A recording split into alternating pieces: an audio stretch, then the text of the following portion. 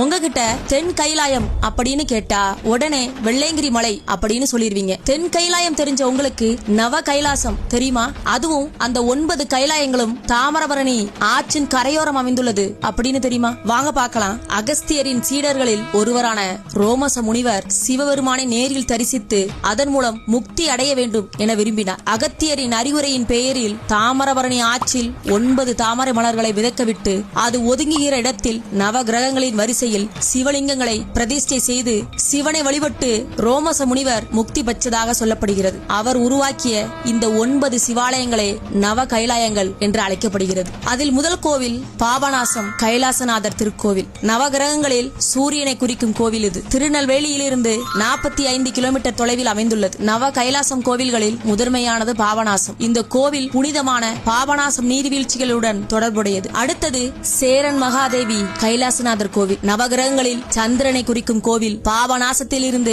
15 kilometre தொலைவில் அமைந்துள்ளது. தாமிரபரணி ஆற்றின் கரையில் அமைந்துள்ள வளமான கட்டிடக்கலை அழகு மற்றும் ஆன்மீக முக்கியத்துவம் கொண்ட ஒரு பழங்கால அமைப்பாகும். அடுத்ததாக கொடகநல்லூர் கைலாசநாதர் கோவில். நவகிரகங்களில் செவ்வாயை குறிக்கும் கோவில் சேரன் மகாதேவியில் இருந்து 12 கிலோமீட்டர் தொலைவில் அமைந்துள்ளது. இந்த கோவில் ஆற்றங்கரையில் அமைந்துள்ள ஒரு அமைதியான இடமாகும். அடுத்ததாக குன்னத்தூர் கோத பரமேஸ்வரர் கோவில். இது ராகவை குறிக்கும் தலமாகும். கொடகநல்லூரில் இருந்து 8 கிலோமீட்டர் தொலைவில் அமைந்துள்ளது. அடுத்ததாக முரப்பநாடு கைலாசநாதர் கோவில் குருவை குறிக்கும் தலமாகும். குன்றத்தூரில் இருந்து 12 கிலோமீட்டர் தொலைவில் அமைந்துள்ளது. அடுத்ததாக ஸ்ரீவைகுண்டம் கைலாசநாதர் திருக்கோவில் சனியை குறிக்கும் தலமாகும். முரப்பநாட்டில் இருந்து 10 கிலோமீட்டர் தொலைவில் அமைந்துள்ளது. அடுத்ததாக தென் திருப்பேரை கைலாசநாதர் கோவில் புதனை குறிக்கும் தலமாகும். சிறுவைகுண்டத்தில் இருந்து 6 கிலோமீட்டர் தொலைவில் அமைந்துள்ளது. அடுத்ததாக ராஜபதி கைலாசநாதர் திருக்கோவில் கேதுவை குறிக்கும் தலமாகும். தென் திருப்பேரையிலிருந்து 5 கிலோமீட்டர் தொலைவில் அமைந்துள்ளது. நவ கைலாசத்தில்